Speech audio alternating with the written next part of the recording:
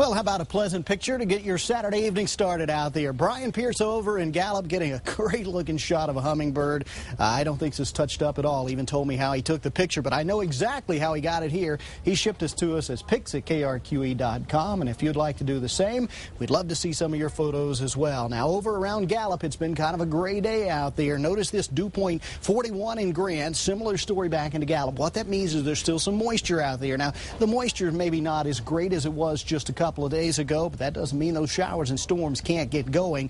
There's just enough moisture there that if we find any kind of lifting mechanism in the atmosphere, that those showers and storms, they're going to crank off, and that is what's happening. We've got a weather feature kind of approaching from the west, and generally central and western parts of the state of New Mexico all looking at some scattered showers and storms, and a change from the past couple of days. We're seeing some of these work right up into the metro area, including one pretty good thunderstorm that's right on top of the metro right now. Just cruising through the downtown corridor, working up towards the Big Eye. This is a newly developed cell, and that's what we're going to be looking at over the next couple of hours. Individual cells kind of blowing up and then kind of fading away. There will be some brief, heavy rains out of this, but the big fear is going to be the dangerous cloud-to-ground lightning strokes. So be on the outlook there. This is going to be around the next 20 minutes or so for the city of Albuquerque. Elsewhere, from east of TRC to the west of Carrizosa, back into the Gila, and for that matter, even stretching up into the northern mountains. Several of these scattered showers and storms, which will tend to play out as the evening wears on, but no doubt about it, the moisture's still in place, and this is the trigger mechanism.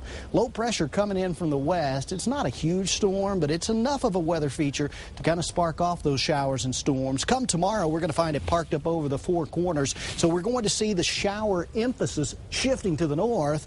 Down towards the south, actually some drier air is going to come in, and when the dry air comes in, well, that's when things warm up. So far today, 80's been the high temperature at the Sunport, a little below normal, 78 right now.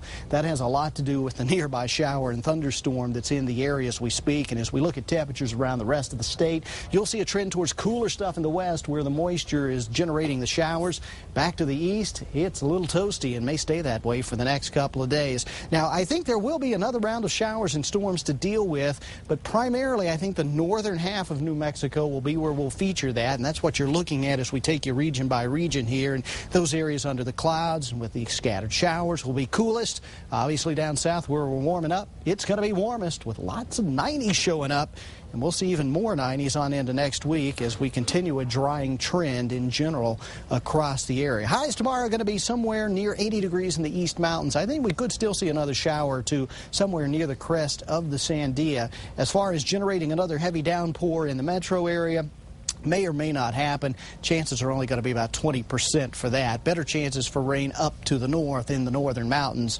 That said, I'm going to keep it basically dry, but look at these temperatures. In the 80s, even mid-80s in Santa Fe as the upcoming work week wears on. And as we continue to move the moisture out and bring the dry air in, we continue to warm things up. Still think we'll be typical weather for this time of the year. That means 90s a little later on next week. We got a big storm overhead right now.